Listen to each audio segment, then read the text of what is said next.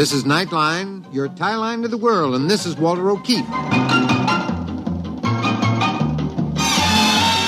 Tonight, a visit to worlds strangely different from ours, the world of the future, the world of X-1.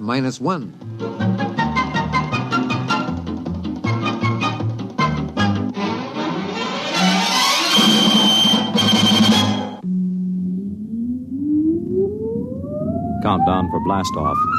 X-5, 4, 3, 2, X-1, fire.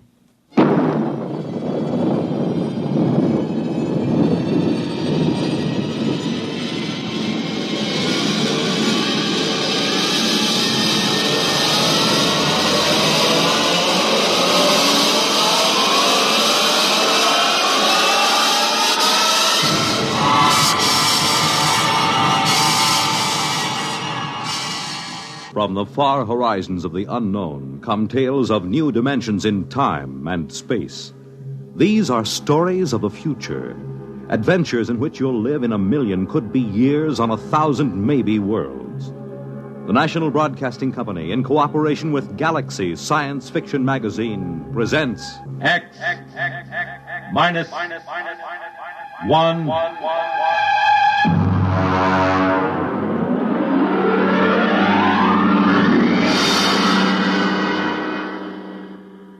Tonight, Lulu by Clifford D. Simak. But first, hear this. Well, I want to go there when it calls my number, yeah. And I want to go there when it calls my name, oh, Lord. Well, hi there, everybody. This is Red Foley, and right at this minute, I'm sort of combining work and pleasure, you might say, by enjoying some of the good harmony of the Marksman Quartet and also picking out some of their songs to do on future broadcasts of our Red Foley show here on NBC. You know, Saturday has come to be my favorite day of the whole week, and I think there's a pretty good chance that we can make it a better day than ever for you with the fun that we stir up here in the Ozarks. In addition to the Marksman, I'll bring with me some of the other top favorites in our field, and of course, the guests that you tell us you want to hear. So let us be a regular part of your Saturday schedule. Won't you do that, please? Tune in our NBC program, The Red Foley Show, and we'll do our doggonest to make it worth your while.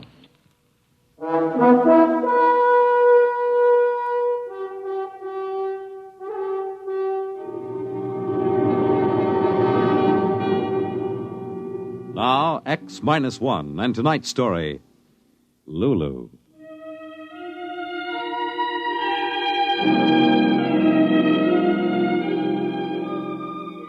Technically, she was a PER, a planetary exploration robot. That meant she was equipped to do just about anything necessary to meet any kind of conditions on any planet she explored. She carried a crew of 3 inside of her, and she was able to talk to them and take care of them and adapt herself to their needs. Yes, sir, she was the complete spaceship. Robot, mother, base of operations, and companion all rolled into one. Her communicators and memory banks were stuffed with every conceivable kind of information. And we called her Lulu. That was our biggest mistake.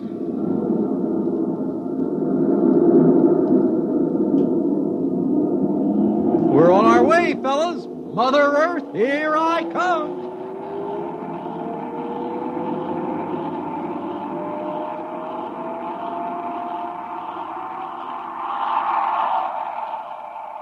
Was the takeoff satisfactory, boys? A thing of beauty, Lulu. The captain's compliments. Thank you, boys. No matter how long I live, I'll never get used to a ship talking to me. Oh, you lack a poetic soul, Gus. Now, me, I catch the full wonder of the situation. Personally, I'm hungry. What would you boys like the kitchen to fix for supper? I'll have a nice, juicy steak. Gus?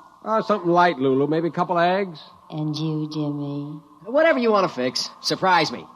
Very well. I'll relay the information to the kitchen robot.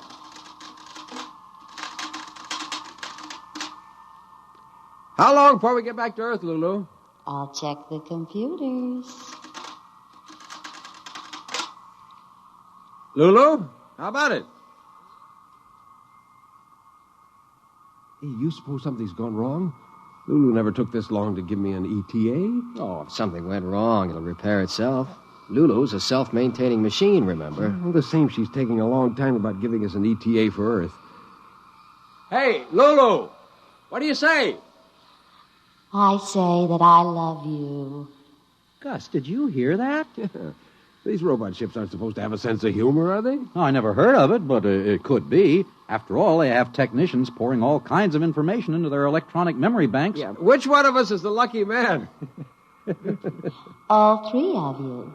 You, Gus, and you, Jimmy, and you, Ben. I love all three of you.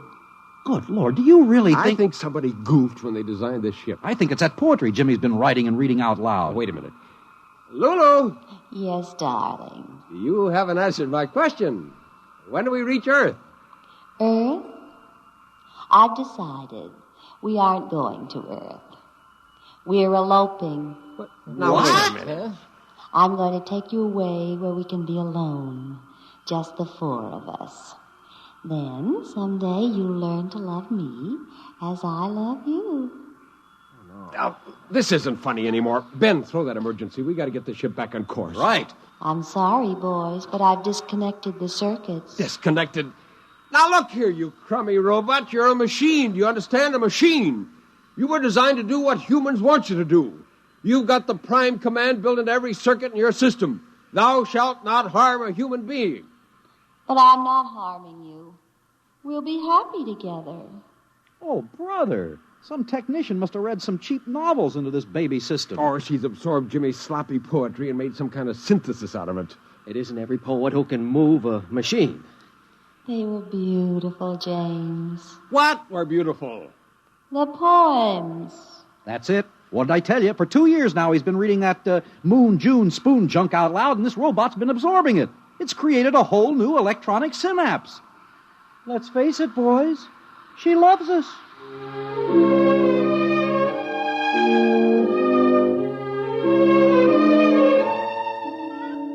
So that was it. We were being kidnapped by an interplanetary robot who somehow had developed a response circuit for romantic love. Not just the practical kind of love, oh no, but the kind that exists in cheap novels and romantic mags and the maudlin poetry of one James Carter, amateur lyricist. We went to sleep that night, hoping by morning Lulu would come to her senses. Darling. Time to wake up, darling. Holy mackerel. Hey, fellas, she's still at it. Yeah, I know. I was whispered awake, too. Hey, fellas. Come close. I don't want the receptors to pick this up. Yeah? Lulu's a machine, right? Yeah. A machine likes order, usefulness. Whoever heard of a machine that did nothing? So that's it. We're slobs. Get it? Worthless, useless slobs. We do nothing but bum around the ship. After a while, Lulu gets fed up with us just hanging around the ship. She wants to get rid of us. She takes us back to Earth. It's worth a try. I'm for it, but what do we do first? I don't know about you fellas, but I'm getting drunk.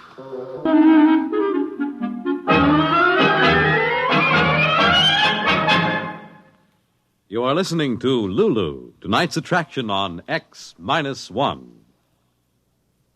October is the month designated by the National Congress of Parents and Teachers as Membership Enrollment Month. 11 million members, the population of California or of Pennsylvania. That is their goal. We want to salute the PTA members all over America who will be going out in search of others to join them in the great work of training children to become mature citizens in a mature America. You need not be a parent or a teacher to belong to your PTA. All you need is an interest in children. For more than 60 years, that kind of interest has provided the spark that has helped the PTA achieve many of its social and educational goals. Establishment of kindergartens, effective child care, labor laws, broader educational opportunities. These are some of the achievement the PTA can claim. You can become part of this great movement just by saying yes to the neighbor who calls on you this month and invites you to join your PTA.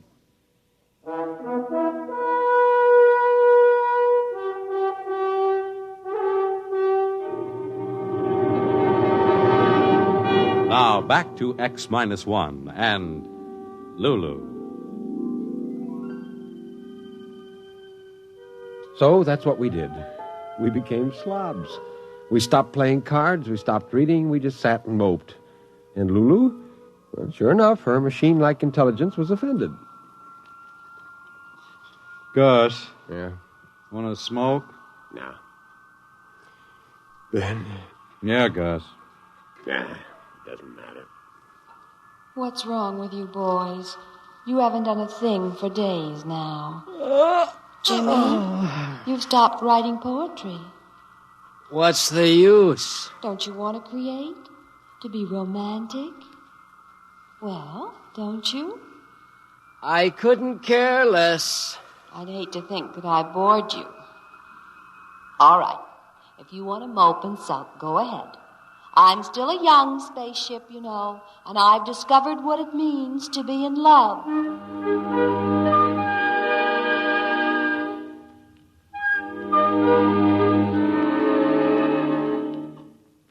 Maybe Lulu knew what we were doing, but it didn't matter. Her womanly sense of a lover outraged was stronger than her robot logic. She pleaded, lectured, and called us low down. She told us she loved us. She appealed to our sense of manly decency. Mostly we didn't even answer. Then she was hurt. She withdrew. She was cold and angry. Finally, she quit trying. What do you think, Gus? Could be she's disenchanted with us. Think she'll head back to Earth? I don't know. That's the thing that worries me, all that racket coming from the machine Well, shop. she's probably making some repairs to the engines. Happen all the time. Not like that, hour after hour. Well, maybe she's just trying to keep busy to take her mind off her broken heart. You and your poetic images. It was your junk that got us into all this trouble. My poetry is not junk. Now, cut it out, fellas. We aren't supposed to care about anything, remember? We're louts, sloths, ne'er-do-wells. No self-respecting girl spaceship would have us. Gus is right. We better not let down our guard. Hey, sound has stopped. You're right. Good morning, boys. I just want to tell you that as far as I'm concerned, you can all go straight to blazes. Hey, I think we did it. Yeah, now she'll just lump us back on Earth. Something wrong here. A woman scorned, you know. Oh, there's nothing to it. What's that sound? Wow, it's coming closer. It sounds like... Oh, no, it couldn't be. Footsteps? Fellas, huh? The compartment door.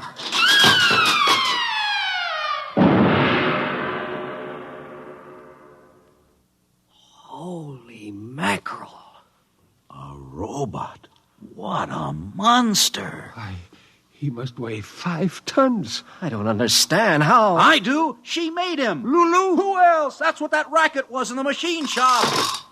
Look out.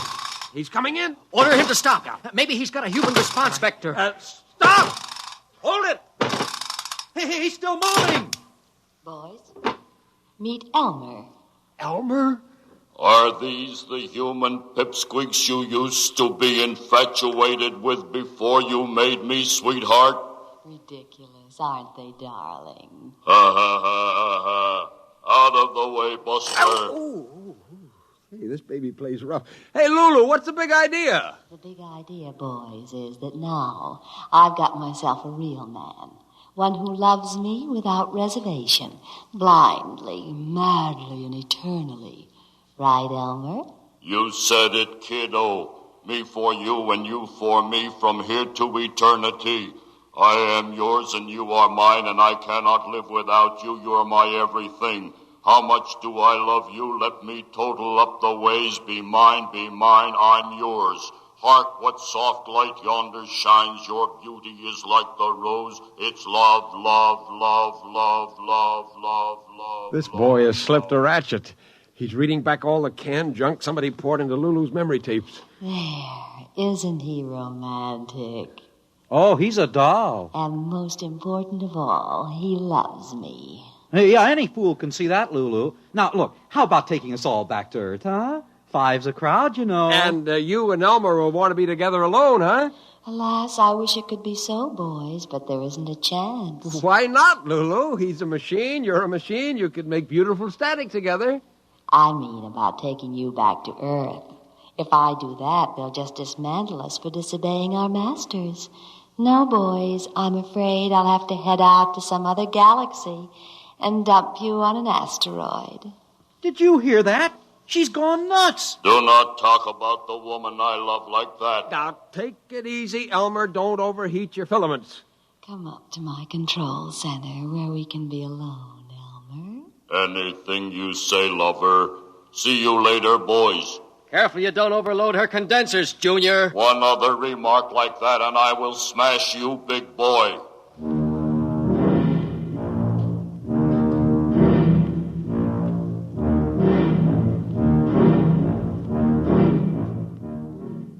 Well, that was it.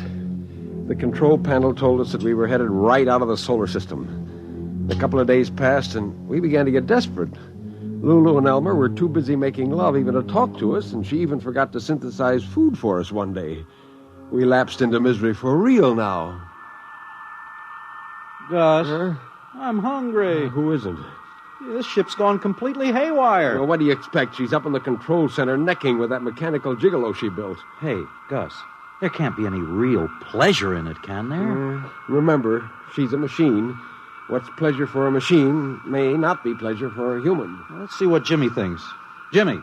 Hey, Jimmy. Don't bother him. He started writing poetry again yesterday. He's already worn out 3 pencils. At a time like this, he writes poetry? Hey, Lulu! Lulu, how about some chow? Shut up, boys. You're breaking the spell.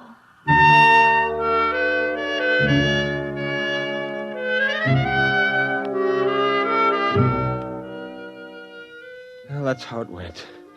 We didn't get any food at all that day. By nighttime, we were worn out from banging on Lulu's walls. I was exhausted and fell right asleep. Then something woke me. Ben! Ben, wake up. What's up? It's Jimmy. I think he's gone off his rocker. Why? He's up in the forward compartment. He's opened the radiation shield so the moonlight and the stars can come in, and he's standing there alone. Come on, we better get him. The strain was probably too much. Yeah. Quiet now. We don't want to startle him. Wanderer of the far ways between the two faces of eternity she was. True forever to the race that forged. He's reading poetry. To himself? To himself, or... Hold it. Wait, I think I know what's happening. Hey, you mean he's reading to Lulu? What's more important, she's listening. Go on. Don't stop. It's too beautiful. Wanderer of the far ways. He'll ruin us. Between the two faces of eternity she was. Uh-oh. True forever. Here comes Junior, and he sounds mad. And with the winds of alien space blowing in her hair, wearing a circlet. Shut up. What are you trying to do, big boy, reading that stuff to my girl? Now, Elmer, take it easy, boy. Let me have that poem. I will show you what combustion is. No, sir. You can destroy me, but not this poem. This is my work of art. My love song to Lulu. Give me it. Jimmy! Let him have it. He'll kill you. Hey, he's going to strike, Jim. Jim, look out!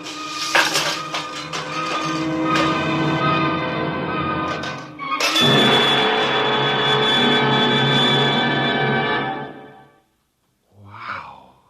Will you look at that? He's nothing but a pile of junk. That'll teach the ignorant lout trying to destroy the most beautiful experience I ever had. You demolished your boyfriend, Lulu. He only loved me for my advanced design anyway. He was always short-circuiting the control panel. Go on, James. Read. Yes, Lulu. Wanderer of the far ways between the two faces of eternity she was. True forever to the race that forged her. With the winds of alien space blowing in her hair, wearing a circlet of stars as her crown of glory. It's more than I can bear, James. You do love me after all? Gus, the rockets! She's changed course! We're going home, boys. Back to Earth. Whatever happens now, I don't care. I've been a woman in love.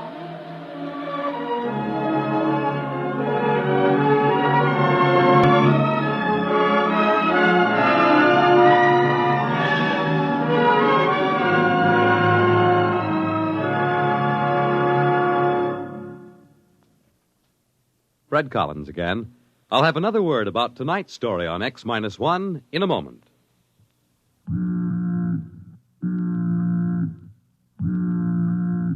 That how you feel? Blue and miserable with a deep-down cold? Listen. Every second someone takes it for the miseries of a cold. Millions more take bromoquinine. Every second someone takes it for the miseries of a cold. Get bromoquinine brand cold tablets. You have just heard X-1, presented by the National Broadcasting Company in cooperation with Galaxy Science Fiction Magazine, which this month features Clifford D. Simak's story, Carbon Copy. Being a real estate agent and a devout angler, Homer Jackson knew a clean sail from a fish story. But not this time. Galaxy Magazine, on your newsstand today. X-1 has brought you Lulu, a story from the pages of Galaxy, written by Clifford D. Simak and adapted for radio by George Lefferts. Featured in our cast were Jan Miner as Lulu, Nelson Olmsted as Gus, Jim Stevens as Jimmy, Walter Black as Ben, and Henry Norrell as the robot. This is Fred Collins. X-1 was directed by George Voutsas and is an NBC Radio Network production.